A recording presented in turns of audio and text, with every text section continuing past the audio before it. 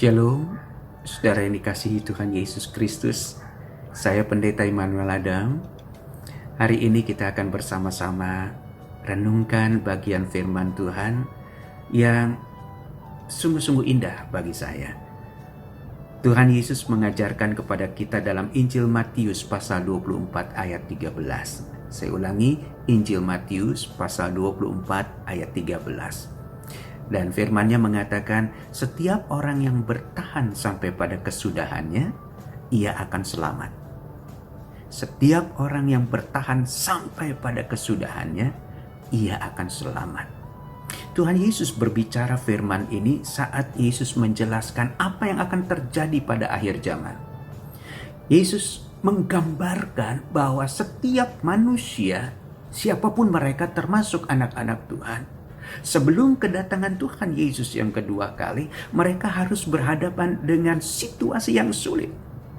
Bangsa dengan bangsa berperang, kemudian juga bencana alam, kemudian juga penderitaan-penderitaan yang lain, bahkan wabah. Saudara yang dikasihi Tuhan Yesus Kristus. Artinya, semua ini diizinkan Tuhan terjadi dalam kehidupan kita. Dan Tuhan ingin supaya setiap kita menjadi pemenang dalam hidup ini. Itu sebabnya Yesus mengatakan, barang siapa bertahan sampai pada kesudahannya. Kata bertahan di sini mau mengajarkan saudara dan saya bahwa dalam hidup ini ada bagian Tuhan dan bagian saudara. Dan bagian saudara saat ini adalah bertahan. Bertahan dalam apa? Bertahan dalam imanmu yang sungguh pada Tuhan. Bertahan dalam kasih-Mu yang sungguh pada Tuhan. Bertahan dalam pengharapan-Mu yang sungguh pada Tuhan. Itu yang Tuhan mau. Seperti apa contohnya? Contohnya begini. Walaupun wabah virus corona saat ini sedang mewabah di mana-mana,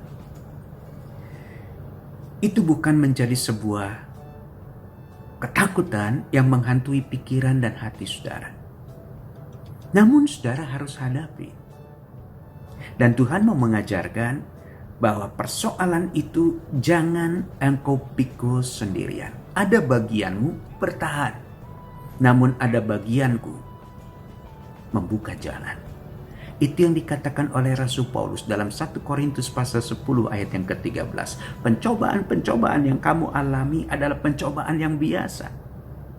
Namun pada saat engkau tidak sanggup menanggungnya, Tuhan akan buka jalan keluar. Nah, ini firman Tuhan yang mau mengatakan ada bagian Tuhan yang bekerja di tengah-tengah persoalanmu, yang bekerja di tengah-tengah pergumulanmu saat ini. Kenapa Tuhan mau menopang? Dan kenapa Tuhan mau bekerja sama dengan saudara? Firman-Nya mengatakan, Tuhan akan buka jalan keluar sehingga engkau sanggup menanggungnya. Penyertaan Tuhan, tuntunan Tuhan, bantuan Tuhan, pertolongan Tuhan, tujuannya satu, memampukan saudara untuk bisa bertahan sampai pada kesudahannya. Mungkin contoh yang konkret seperti ini. Pemerintah adalah wakil Tuhan.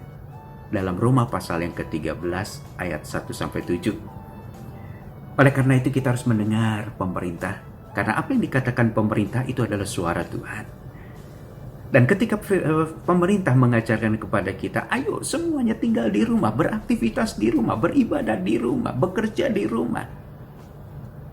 Ketika kita mulai mengikuti apa yang dianjurkan pemerintah, saudara sedang mengikuti apa yang Tuhan inginkan. Saudara sudah menjadi anak-anak Tuhan seperti Maria yang mendengar firman Tuhan. Itu sebabnya saudara sedang berperang saat itu. Berperang apa? Melawan hawa nafsumu. Ingin pergi ke mall, ingin nongkrong ngopi-ngopi di sana, ingin nongkrong di tempat ini, mau nongkrong di tempat itu, mau pergi ke sana belanja ini, mau belanja itu, mau senang-senang dengan teman. Dan saudara saat itu sedang belajar untuk menekan segala keinginan-keinginan hawa nafsumu. Dan engkau belajar berdamai dengan firman Tuhan. Dan engkau belajar untuk tunduk di hadapan firman Tuhan. Engkau katakan, pemerintah benar, aku harus menjadi pendengar yang baik. Ketika saudara mulai mengikuti jalan ini, Firman yang mengatakan ada akhir dari pergumulanmu. Apa akhir dari pergumulanmu? Keselamatanmu, kekuatanmu, sukacitamu yang Tuhan berikan kepadamu. Segala sesuatu ada akhirnya, ada ujungnya dalam setiap persoalan. Dan saudara akan sampai ke sana ketika saudara menjadi pendengar, ketika saudara menjadi pelaku firman, ketika saudara mulai mendengarkan pemerintah sebagai wakil Tuhan, suara Tuhan yang mau mengajarkan saudara jalan untuk jadi pemenang, bertahan untuk menang. Tuhan berkati saudara.